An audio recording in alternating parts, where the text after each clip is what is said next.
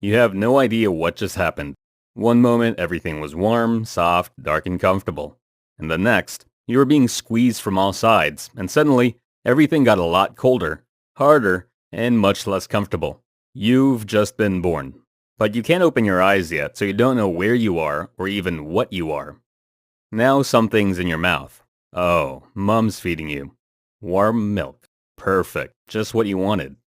About 10 days have passed, and at last you can try opening your eyes for the first time. Everything's still a bit fuzzy, but you try to make out your surroundings.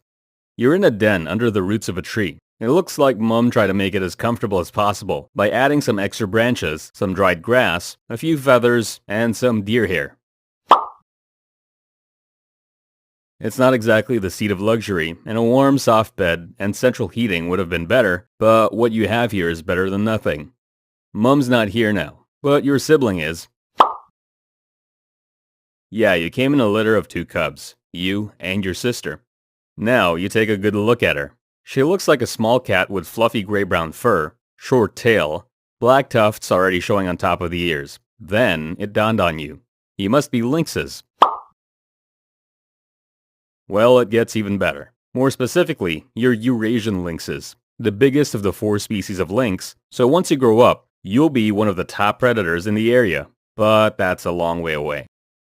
For now, you're hungry, and lucky enough, Mom's just getting back. More milk. Push your sister out of the way and make sure you get there first. You don't get any extra points for being polite.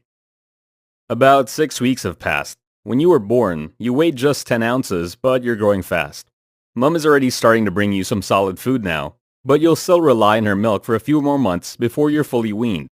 You can now also start to leave the den and explore. It's springtime, and the coldest months were already over before you were born, so you can take a look at the forest where you live. But you don't want to go far when Mom's not with you because there are plenty of animals out there that will happily make a meal out of you, especially the ones that haven't eaten much all winter. You still look like a cute and fluffy lynx kitten, so you can forget about scaring anyone off if they decide you look like a tasty snack. Now 2 months have passed, and Mom's decided it's time to come out of the den and leave it behind for good. You look more like an adult lynx now with adult patterning on your coat, but you're far from fully grown. And you still have a lot to learn about lynxing. Your main job at the moment is to follow Mom around and watch her hunt. As you grow older, you and your sister will start to help her too. But for now, it's more of a game. If you both survive that long. Most of the time you spend your days hiding out and sleeping. That's because it's easier to hunt at twilight or during the night. You have both excellent hearing and eyesight, which gives you a big advantage over the animals you want to hunt. Well, pretty much anything that moves. Mom catches foxes, hares, squirrels, mice, and birds. Even deer are not too big for Mom, and once she catches one of those, you can eat well for days. The only problem is you're not the only ones who enjoy snacking on deer, and sometimes you have to give up your kill to bigger animals. Some animals like wolves will actively hunt an adult lynx when they can, so if you meet any, you need to get up into the trees as quickly as possible if you plan to keep living. Oh well, better her than you. You'll miss her a bit, but now there'll be more food and attention for you. Every cloud, eh? You're getting bigger and you're also getting better at hunting now, so instead of just watching and playing at hunting, you can take part for real. You've been fully weaned since you were about 5 or 6 months old, and you can now work together with Mom as an effective hunting team. This is giving you more important experience because soon enough, you're going to have to strike out on your own. You've still got some way to go though. You've reached 10 months old, so it's time to leave Mom and head out into the world by yourself. Actually, that's not quite true. Lynxes each have their own territory where they live and hunt, and usually, lynxes don't allow others to stray into their territory. But for your first year, Mom will allow you to remain on her patch until you fully master all the lessons she's taught you. That way, if you ever need to share her kill because you haven't managed to catch anything, or if you need to ask her to lend you some money, she'll still be there for you. But only for 1 year because after that, you really will be on your own. This is probably not the best time of year for you to have to start fending for yourself because it's now the middle of winter and food is scarce. But you learned well from your mom and you're doing okay at catching prey for yourself. So, you set about working through the menu items Mom introduced you to. Rabbit? Easy. Tasty too. Fox? A bit more chasing involved, but you got him in the end. Bird? With the reflexes and agility of a lynx, this is easy work. Next, you decide to try a deer. You stalk up quietly, just the way Mom showed you. The deer doesn't even know you're there. Closer, closer, closer. Now pounce! Okay, that one was a bit too big. Maybe try a smaller one next time, just until you get the hang of it. When you can't catch your own food, you'll also eat carrion if you find it. And in the winter, it stays fresh, so it doesn't even taste that bad. You're well adapted to winter living.